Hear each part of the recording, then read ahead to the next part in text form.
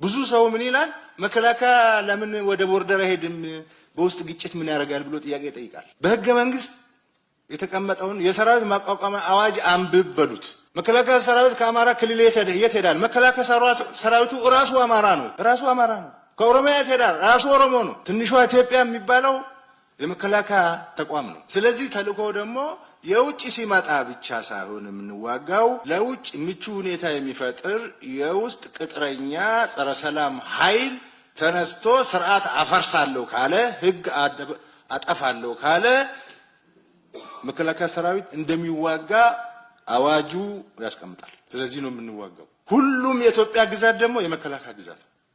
አማራ በለው፣ ሶማሌ በለው፣ አፋር በለው፣ ኢትዮጵያ በለው፣ ሁሉም ግዛት የኢትዮጵያ ነው የመከላከያ ሰራዊት ግዛት ነው፣ ቦታ ነው፣ መንደር ነው፣ መኖሪያው ነው፣ መሬቱ ነው። የት ነው የሚሄደው? ማን ነው ሂድ የሚለው? እሱ የጠበቃትን አገር ለቀህ ሂድ አይባል። አንተ አሜሪካ ቁጭ ብለህ ለዚህ ግዙፍ ተቋም እንደዛ አይነት ተልእኮ መስጠት አትችልም። አንተ ንቅል ነህ በሉት፣ ንቅል ነህ። ይቅር ለመከላከያ ሰራዊት ለሆነ ቀበሌ መመሪያ መስጠት አትችልም።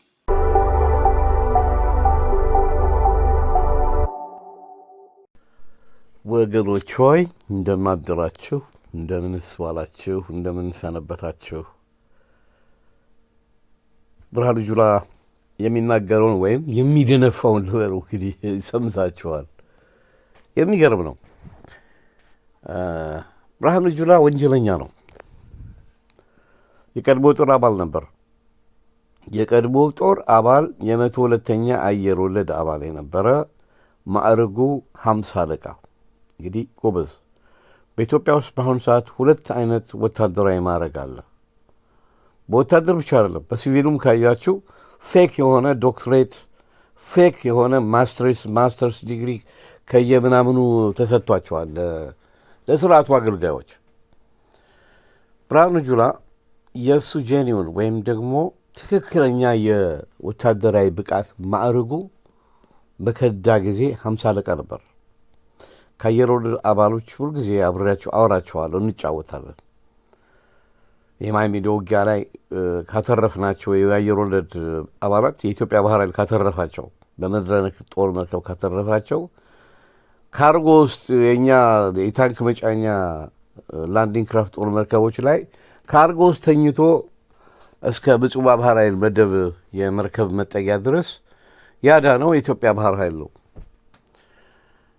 ዛሬ በዚህ በእቃቃ ጨዋታ የውሸት እኔ ምን ልበላችሁ ጎበዝ፣ ከ1983 ዓመተ ምህረት ወዲህ ኢትዮጵያ የሀገር መከላከያ ሰራዊት የላትም። ከጫካ የመጡ ዱርዬዎች ትምህርት አቋርጠው በረሃ የነበሩ ደደቢት ላይ የነበሩት ደደቦች፣ ወያኔዎች፣ ህወሓቶች ያን ሰራዊት አፈረሱት። አሁን ግን እውነታው እየወጣ ነው። ያፈረሰው መንግስቱ ኃይለማርያም ነው። እኔ አሁን በጣም እየተሰማኝ ነው ጎበዝ። የይታገሱ መጽሐፍ ከተጻፈ ወዲህ ያዛ ሰራዊት መፍረስ ምክንያት ማን ነው ብላችሁ ብታይቁኝ መንግስቱ ኃይለማርያም። ክብር ነበረኝ እኔ አሁን ለእርሳቸው ብዙ ነገር በቃ እንግዲህ ያነበባችሁ ያዳምጣችሁ ለእርሳቸው ያለኝ ክብር ልዩ ነው።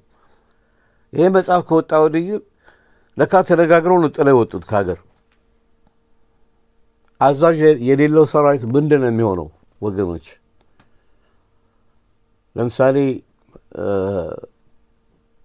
አፄ ዮሐንስ ከደርቡሾች ጋር ሲዋጉ መተማ ላይ ነው ያረፉት ወይም የሞቱት። ሲሞቱ ግን የነበረው ሰራዊት የእሳቸውን ማንነት ንጉሥ ገደልን ብለው እንዳይመጻደቁ በወቅቱ የነበሩት የሰራዊቱ አባሎች አስከሬናቸውን ቶሎ ለማሸሽ አይቻልም። አንገታቸውን ቆርጠው ነው ወደ ኋላ አይሸሹት። ሰራዊት አዛዡ ከተመታ ከወደቀ ብትንትኑ ነው የሚወጣው። ይሄ በመተማ በአፄ ዮሐንስ የዘመቻ ወቅት የተከናወነና ታሪካቸውን ካነበብኩትም ከሰማሁትም እውነተኛ ነገር ነው። መንግስቱ ኃይለማርያም በጦር ሜዳ ላይ ተዋግተው አይደለም ያመለጡት፣ በቃ ጥለው ነው የወጡት። ራሳቸው እኮ ምን ወዲያ ወዲህ ትላላችሁ? መውጣቴን ሁሉም ያውቁታል። ተመልከቱ። ይሄ ትልቅ እብሪት ነው። በጣም ነው የተሰማኝ። እና ያ ሰራዊት ፈረሰ። በእሳቸው ቦታ ማን ተተካ? ጀነራል ተስፋዬ ገብረ ኪዳን ያወጀውን አዋጅ በዩቱብ ላይ ታገኙታላችሁ። ሰላም እያለ ከሻዕቢያ ጋር ድርድር ሲካሄድ ኬንያ ላይ ነው ድርድር ሲካሄድ የነበረው። መጨረሻ ላይ ያው እኮ ሶቪየቶች ጦር መሳሪያ ድጋፍ ማድረግ ካቆሙ በኋላ ማለት ነው ምዕራባውያን ሙሉ በሙሉ ዓለምን የተቆጣጠሩበት ዘመን። በፊት ምስራቅና ምዕራቡ ለሁለት የተከፈለ፣ እኛ በውትድርና በነበርን ዘመን የሶቪየት ኃይልና የዋርሶና የኔቶ ነው የሚባለው። ያኔ የዋርሶ ቃል ኪዳን ማለት እነዚህ የሶሻሊስት ሀገሮች ቃል ኪዳን፣ ዋርሶ ማለት በፖላንድ ውስጥ የሚገኝ ከተማ ነው። እዛ ላይ ያደረጉት ስምምነት የዋርሶ ስምምነት ይባላል። የዚህ ደግሞ የኔቶ ደግሞ ኖርዘርን አትላንቲክ ትሪቲ ኦርጋናይዜሽን ስቲል ኤግዚስቲንግ። ዋርሶ ፈርሷል፣ ሶቪየት ህብረት ወይም ራሻ ስትፈርስ ማለት ነው። እና በዛን ዘመን ለታዳጊ ሀገሮች ባላንስድ የሆነ ኃይል ስላለ ትላልቅ ሀገሮች የመተናኮስ የምን ሲደረግ ሶቪየቶች ይረዳሉ። ሶቪየቶች ደግሞ የሚተናኮሉ ካለ ኔቶ ይረዳል። እንዴት ነው ባላንስድ የሆነ ጊዜ ነበር። ነገር ግን 1983 በኢትዮጵያ አቆጣጠር በ1982 እስከ 83 ባለው ጊዜ ውስጥ ኔቶ በቃ ዓለምን ሙሉ በሙሉ የመቆጣጠር መብት እንዳለው የነበረበት ዘመን ስለሆነ ያ ሰራዊት ደግሞ መንግስቱ ኃይለማርያም ደግሞ ሁልጊዜ አሜሪካንን ይሳደባሉ። መጨረሻ ላይ ሲጨርሱ ንግግር የአሜሪካን ኢምፔሪያሊዝም ይውደም ይላሉ። እሱ ነገር እንደው ከአጼ ቴዎድሮስ እኮ መማር አለባቸው። አጼ ቴዎድሮስ ከብሪቲሾች ጋር ቢጣሉ ያገቷቸውን ሰዎች እኮ አልገደሉም። በስነ ስርዓት ሌሎቹ እንግደላቸው ሲሉ በፍጹም ነው ያሉት። በሀገሬ ላይ ችግር እንዲመጣ አልፈልግም፣ እንዳትነኳቸው ነው ያሉት። መንግስቱ ኃይለማርያም እሳቸው በአጀብ ነው ያሉት። ምን ችግር አለ? እና ይሁዳም ይሉ ነበር ያኔ። እና እሱ ነገር ጠላት አበዙብን። በዛ ላይ ጥለውን ሄዱ። እና ወደ ብርሃኑ ጁላ ልመለስ። ብርሃኑ ጁላ ከ102ኛ አየር ወለድ ከቶ እጁን ለወያኔ የሰጠ ከዳተኛ ወንጀለኛ ነው። አሁን ስለ ሀገር መከላከያ ሰራዊት አፉን ከፍቶ እንዲህ ሲተረተር መስማት ይቅር ነው እንግዲህ የዘመን ወጣቶች ሊገባቸው አይችሉም። ለእኛ ግን አንጀት የሚያቃጥል ነገር ነው የሚናገር ያለው። የትኛውን አሁን ሀገር የመከላከያ ሰራዊት ያለው ይሄ በዘር ተዋጽኦና በባህላዊ ሹመት ልክ እንደርሱ እንዴ ጎበዝ 50 አለቃ ነው። የእሱ ትክክለኛ ወታደራዊ ማዕረግ 50 አለቃ ነው። ነገር ግን ባጠፋው ጥፋት ማንም ምንም ይበል እኔ ራሴ የእሱን ማዕረግ መቁረጥ መብቴ ነው። ለምን እንግዲህ በሲኒየሪቲም በማንኛውም ረገድ እኛ አለቃው ነን ለእርሱ በማዕረግም ይሁን በምንም። ይሄ አሁን የምታዩት ፊልድ ማርሻል ምናምን እያሉ እነ መሳይ መኮንን በዚህ ማዕረግ ሲጠሩት ደም ያፈላል። አቶም አይገባውም።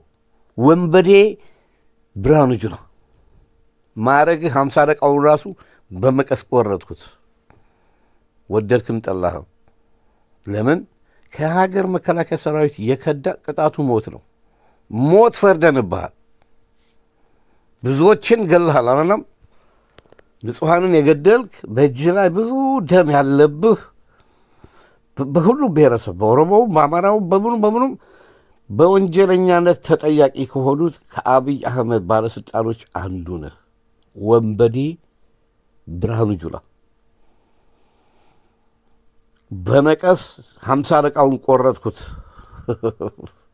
ቆርጬዋለሁ።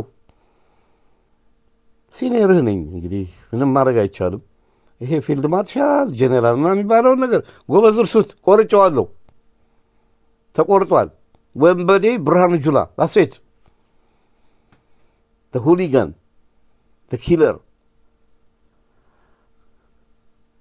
ይሄ በዛ ላይ ደግሞ ተብታባ አፉን ይከፍታል። ክፍት አፍ እንዴ የረሳን መሰለው እንዴ?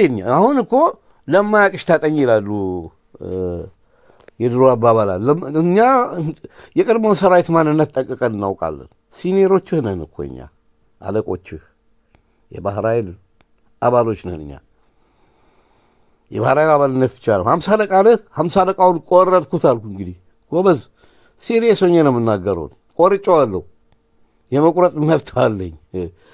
ይሄ ፊልድ ማርሻል ምናምን የሚባለው ድሮ ልክ እኛ ሌባና ፖሊስ የሚባል በልጅነት የምንጫወትበት የቃቃ ጨዋታ አለ። ልክ እንደዛ ነው። 1980 ስንት ነው? 85 ነው። መከላከያ መስርተናል ብለው በዘር ተዋጽኦ እከሌ ጄኔራል፣ አሳምነው ጽጌ ጄኔራል፣ ተፈራ ማሞ ጄኔራል። እነዚህ አማራዎቹ የአማራ ወያኔዎች ዛሬ ፋኖች የምታወዱት ፋኖ ራሱ ወያኔ ነው ጎበዝ። ለምን በሉኝ። ብአዴን የሚባለው እንዳለ ተሰባስቦ ውስጡ ገብቷል። ስለዚህ ወያኔ ነው። ከአብይ አህመድ ከርቶ ይውጡ እንጂ ያ አይዲዮሎጂ ፋኖ ውስጥ አሁን ገብቷል። ስለዚህ ወያኔዎች ናቸው ፋኖዎች። እነ ዘመነ ካሴ ሊያሳደጋቸው ባል ነው ወያኔ አይደለ? ያው ቅንቡላ ጋንታ ምናምን እያሉ አለ ያደጉት። ለዛ ነው እኮ አብይ አህመድ ወደ ስልጣን ሲመጣ ታስታውሳላችሁ? የፌስቡክ ጓደኞቼ ምን ብዬ ነበር? ወያኔ ሄደ፣ ወያኔ መጣ። ጎበዝ ኢትዮጵያ የሚያስፈልጋት ስር ነቀል ለውጥ ነው። አቤት የወረደብኝ የህዝብ መዓት። አብይ አህመድን አምነው ለውጥ መጣ። ኧረ እባካችሁ ወገኖች በል ወድ ያልተሰደብኩት ስድብ የለም። የፋኖን ጎራም አሁን ስመለከተው ምንም ያው አንድ ብቻውን ደህና ሰው ያለው እስክንድር ነጋ ነው። በቃ የእኛ አይዲዮሎጂ የያዘ ኢትዮጵያዊነት በውስጡ ያለ የለም ሌላ። አሁን እኮ በቀደም ስብሰባ አድርገው ሲነጋገሩ ልደቱ አያሌው ለመጀመሪያ ጊዜ አንድ ደህና ነገር ሲነገር ሰማሁት። አትሊስት በሌላ አምባገነን ቢተካ ሀገር። ምክንያቱም በጦር መሳሪያ ስልጣን የያዘ መንግስት አምባገነን እንደሚሆን አልጠራጠርም አለ። እውነቱን ነው። ምን ያስታውሰኛል መሰላችሁ?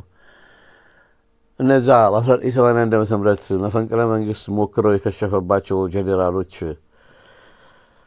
ከተያዙ በኋላ ከከሸፈ በኋላ እኛ ግቢ ባህር ኃይል ግቢ የመጡት ጀነራል ተስፋዬ ገብረ ኪዳን ነበሩ። እንደውም ለመጀመሪያ ጊዜ አንደበተ ርቱዕ መሆናቸው፣ ንግግራቸው በጣም ከባድ ነው። እንደ መንግስቱ ኃይለማርያም ነው የሚናገሩት። የዛን ጊዜ ምን አሉ? ሁሉንም መናገር አልፈልግም። በታዳጊ ሀገር ኃይል ነው የሚገዛው፣ ዲሞክራሲ አይሰራም። ጎበዝ ይሄን ነገር እኔ በዛ በወቅቱ እውነት ነው ያለው። ለምን መሰላችሁ? ሀገራችን ህዝባችን አብዛኛው በትምህርት የላቀ አይደለም። በትምህርት የላቀውንም ብትሉት ዴሞክራሲን እንደ ምዕራቡ ዓለም የሚቀበለው አይደለም። ምክንያቱም የስልጣን ጥመኝነት አለ በታዳጊ ሀገር። ነገር ግን የእርሳቸውን ንግግር ወደድኩት ያልኩት ለምንድን ነው? ጀነራል ተስፋዬ ገብረ ኪዳን ኢትዮጵያዊነት አጠያያቂ ያልነበረበት ዘመን ነው። ከምንም ነገር በላይ ኢትዮጵያዊነት ማንነታችን ነበር። ማንነቴ አሁንም ቢሆን ኢትዮጵያዊነት እንጂ ይሄ ዘር ጎሳ ቆጠራ የፋራ ነው። በምዕራቡም ዓለም አሁን ብትሄዱ እኔ እንደዚህ ነኝ እኔ ምናምን ነኝ ብሎ የዘር ቆጠራ ከተናገረ ኢግኖራንት ወይም ደንቆሮ ነው የሚሉት። እኔ ያለሁበት ሀገር አም ብሪቲሽ ነው የሚሉት እንጂ የዘር እንትን አይጠሩም። አም ብሪቲሽ ፕራውድ ብሪቲሽ ይላሉ። እኛ we have to say we have to proud to be an Ethiopian እኛም ማለት አለብን። you have to say proud to be an Ethiopian all time። በቃ ይሄን ካላልክ የት አባት ትደርሳለህ? ፋኖ አማራ ምናምን እያልክ ይኸው ፋኖ ብአዴን ነው ወያኔ። የወያኔ ሪሳይክሊንግ ሀገሪቷን ከጦረኝነት አሁን ስልጣን ቢይዙ ብርሃኑ ጁላ ናቸው ራሳቸው። እኛ ለስልጣን አይደለም ትግላችን ኢትዮጵያ ወይም ሞት ነው። አንዲት ኢትዮጵያ ቃለ መሃላችን እሷ ናት። ብርሃኑ ጁላን ብትወስዱት ተመልከቱ። ምንም እውቀት የሌለው 50 አለቃ ለፊልድ ኦፊሰርም እኮ ባያደርጉ አይመጠንም። ግን ያው 50 አለቃውን ቆረጥኩት ብያቸዋለሁ። ወንበዴ ብርሃኑ ጁላ ነው የሚባለው። የቀድሞ ሰራዊት አባል የከዳ በሙሉ ከዳተኞችን ወንበዴ ነው የምንላቸው። እና አሁን ሲናገር መከላከያው እንደዚህ ሆነው ቤት ደግሞ የሆነ አማርኛ ተናግሮ ረሳሁት። ምንድን ነው ያለው? ቅንጭብ ነው ምንድን ነው ያለው? የሆነ በሱ ቤት አሁን ንግግር ማሳመሩ ነው። ገመዳ የሚገርም ነው። እንደ በቃ ሀገራችን እንዲህ የማንም ሀይም መጫወቻ ትሆን እንዲህ ወገኖች። ያኛው ከ7ኛ ክፍል አቋርጦ ዶክተር ከሌ ይበሉኝ ይላል። ከ7ኛ ክፍል በኋላ የተማረበትን እስቲ ነገር ቢባል ከየት ይምጣ? የለም። ምናልባትም ካስታወሳችሁ ለመጀመሪያ ጊዜ ይሄንን ነገር ያጋለጠው ኮሎኔል አበበ ገረሱ የሚባል ያው ኮሎኔልነቱ ያው የብሔር ተዋጽኦ ሹመት ነው። ግን ከርቶ እዚህ ለንደን በነበረ ጊዜ ኢንተርቪው ተደርጎ ተናግሮታል። እነ ሰዓረ መኮንን የ5ኛ ክፍል ተማሪ የነበረ በአንድ ጊዜ 9ኛ ክፍል እንዲደርስ ተደርጓል ይላል። በኋላ የተገደለው በአብይ አህመድ ነው አሉ የተገደለው። አሁንማ ሚኒስትሩ ወጣ እኮ። እንደው በህዋቶች ይባል ነበር፣ ግን ራሱ አብይ አህመድ ነው እርስ በርስ ያፋጃቸው ይባላል። ጠርጥሮ ነው እንደገና ህወሀት ያንሰራራብኛል ብሎ እና ለማንኛውም ብርሃኑ ጁላ አፍህን ዝጋ፣ አርፈህ ተቀመጥ። 50 አለቃነቱም ቆረጥኩት ብያለሁ። አቶ እንኳን አይገባህም። ወንበዴ ብርሃኑ ጁላ 4 ነጥብ